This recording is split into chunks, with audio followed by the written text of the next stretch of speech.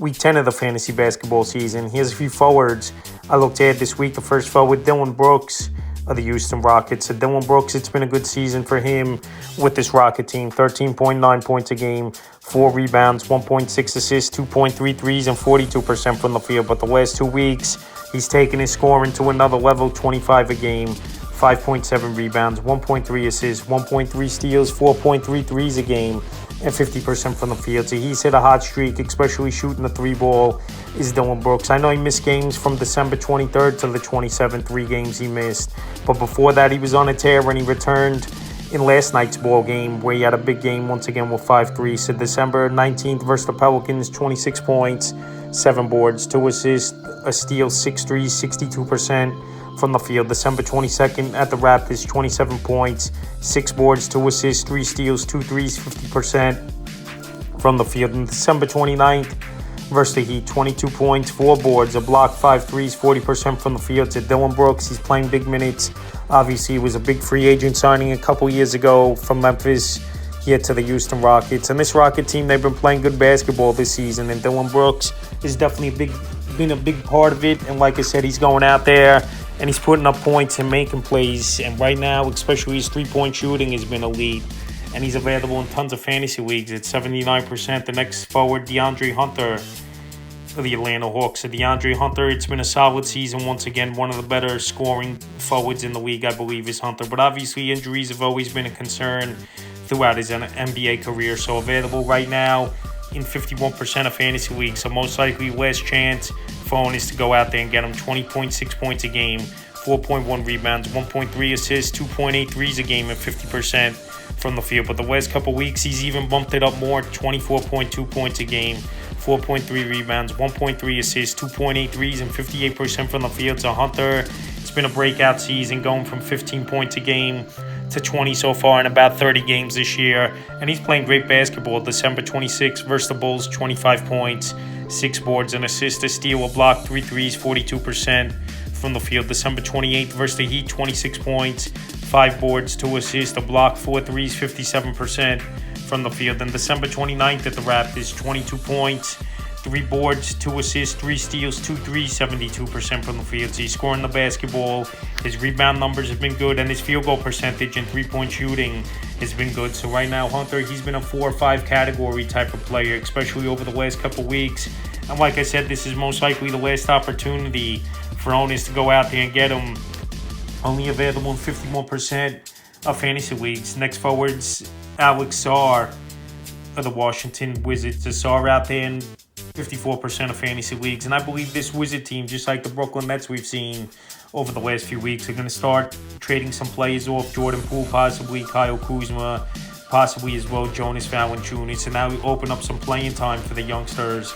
And obviously Sarr's on the season for the second overall pick in the NBA draft, 11.4 points a game, 6.2 rebounds, 2.2 assists, 1.8 blocks, 1.4 threes a game, and 39% from the field. But the last couple weeks, 14.3 points a game, 5.8 rebounds, 3.5 assists, 1.8 blocks, 2.8 threes, and 46% from the field. To scoring, hitting some threes, shot blocking, rebounding is definitely a good thing for Sarr in his rookie season. And like I said, if a trade of 2 happens of the players I mentioned earlier, his value will go up even more. So December 21st to Milwaukee, 11 points, 5 boards, 3 assists, 2 blocks, 57% from the field. December 26th versus the Hornets, 15 points, 3 boards, an assist, a steal, 3 blocks, 3 threes, 54% from the field. And December 28th, 12 points versus the Knicks, 6 boards, 5 assists, a block, 2 threes, 30% from the field. She's playing good basketball, Sarr.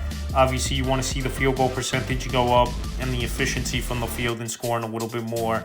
But like I said, once more playing time even opens up even more, even though he's at about 30, 33 minutes a game.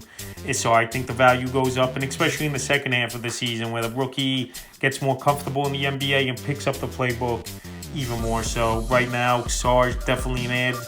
This week, the next ad, Leon Champagnie of the San Antonio Spurs. So Champagnie, he's out there in tons of fantasy leagues.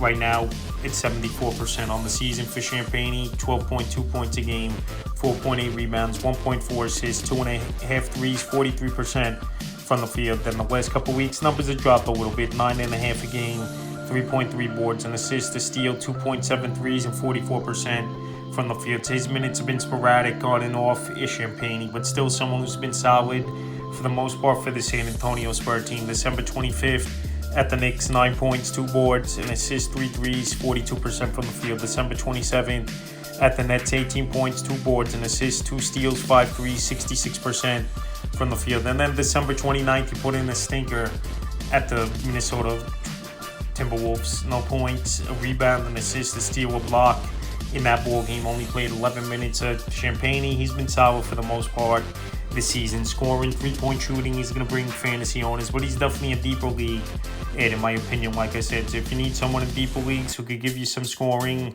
and 3-point shooting, I think Champagnie's a decent ad, available in 74% of fantasy leagues. In the final forward I looked at off the wire is Noah Clowney of the Brooklyn Nets. And now, obviously, with Finney Smith gone, in a deal that opens up more minutes at the forward position, even though we know small forward, power forward, and center, Clowney has played on and off this season. On the year, 8.9 points a game, 3.7 rebounds, 2 threes, and 41% from the field. But the last couple weeks, 11.4 points a game, 4.7 rebounds, and assists, 2.6 threes, and 45% from the field. So Clowney available in tons of fantasy leagues right now at 83%. And now with the playing time most likely going up and more shot attempts, his value is going to skyrocket, I believe. December 26th at the Bucks, 20 points, 4 boards, 2 assists, a steal, 6 threes, 70% from the field. December 27th versus the Spurs, 5 points, 5 boards, an assist, a steal, a 3, 33% from the field. And December 29th at the Magic, 13 points, 2 boards, 3 threes, 57% from the field. So Clowney, he's playing good basketball